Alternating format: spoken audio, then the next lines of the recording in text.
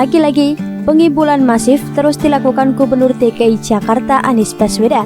Dengan santun tapi liciknya dia terus bermanuver memanfaatkan isu pandemi COVID-19. Konvers dia mainkan. Kesempatan untuk diwawancarai Deddy Corbuzier juga ia tunggangi demi pendongkrakan pencitraan yang hakiki. Anies Baswedan memberikan pernyataan secara belak-belakan ketika diundang oleh Deddy Corbuzier dalam channel YouTube-nya.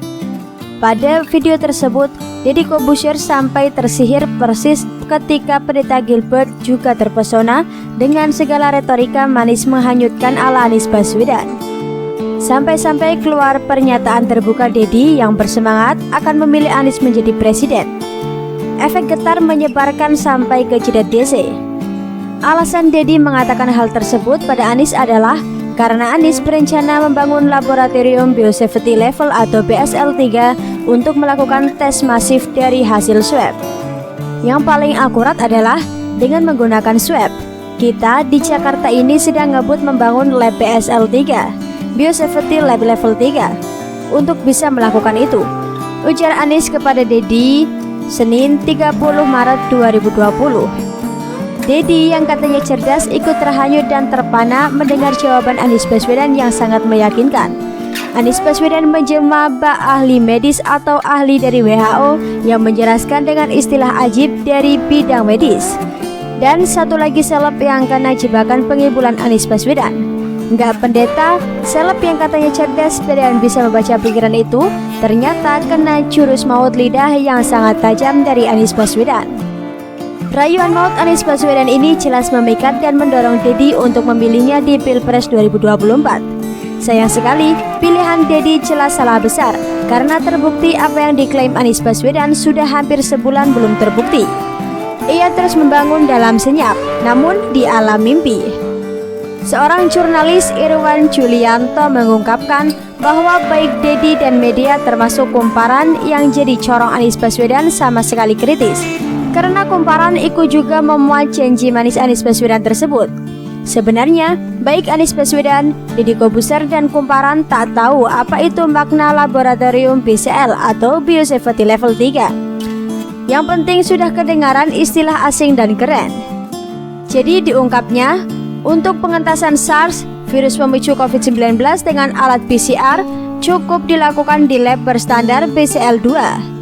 Lantas, Irwan Julianto menambahkan lagi bahwa untuk membangun fasilitas lab BSL-3 selain lebih mahal dan lebih rumit, juga butuh sumber daya manusia yang lebih canggih. Masih berharap di DKI pada zaman now bisa melakukannya, yaitu mengeluarkan duit yang fantastis untuk mengubah lab BSL-3. Jangan mimpi dah. Di dunia biomedis dikenal ada 4 tingkatan, yaitu BSL-1, BSL-2, BSL-3, dan BSL-4. Lab BSL-4 ini untuk memeriksa virus-virus super berbahaya seperti Ebola dan Marburg. BSL-3 diperuntukkan bagi agen-agen biologi penyebab penyakit antara lain HIV, tuberkulosis, flu burung, dan SARS. Indonesia sudah memiliki BSL-3, yaitu antara lain Lembaga Eijkman dan LIPI. Kalau di era Ahok, untuk membangun BSL-3 masih memungkinkan. Tapi di era Anies Baswedan yang anggarannya kembang untuk pencitraan tapi kempis untuk rakyat, apa yang mau diharapkan? Berharap BSL-3 itu ibarat pungguk yang ingin menjadi bidadari. Terkuak, yang dibangun DKI itu bukan lab BSL-3, tapi laboratorium kontainer. Hal itu diungkapkan oleh Kepala Dinas Kesehatan DKI Jakarta Widya Stuti. Dia mengatakan laboratorium kontainer tersebut memiliki standar keamanan dengan biosafety level atau BSL-2+. Laboratorium ini selesai dibangun pada 28 Maret lalu dan mulai dioperasikan pada 7 April. Tapi itu pun masih ada kendala, yaitu belum bisa beroperasi.